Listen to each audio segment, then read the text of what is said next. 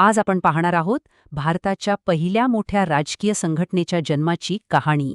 काँग्रेसच्या आधी भारतासाठी आवाज उठवणारे होते, पण ते देशभर विखुरलेले होते. राजकीय जागृती नक्कीच होती, पण ती प्रादेशिक होती. कुठलंही एक मोठं व्यासपीठ नव्हतं. मुंबई, पुणे, मद्रास इतकंच काय, अगदी लंडनमध्येही अशा अनेक संघटना होत्या. त्यांनी आपापल्या परीने शांततेच्या मार्गाने मागण्या मांडल्या, पण त्यांचा प्रभाव मर्यादित होता. पण 1857चा उठाव आणि इंग्रजी शिक्षणानंतर एका राष्ट्रीय संघटनेची गरज भासू लागली.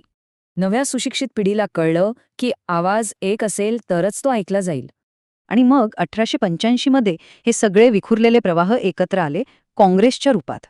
काँग्रेसचं पहिलं अधिवेशन मुंबईत तब्बल 4 दिवस चाललं होतं हे. आणि किती लोक होते? फक्त 72. पण ते संपूर्ण भारताचं प्रतिनिधित्व करत होते.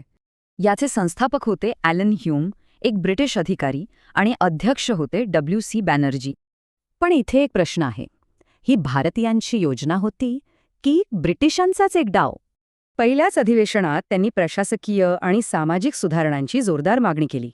हे एक साधं अधिवेशन नव्हतं, तर भारतीय राष्ट्रवादाची ही पहिली संघटित अभिव्यक्ती होती.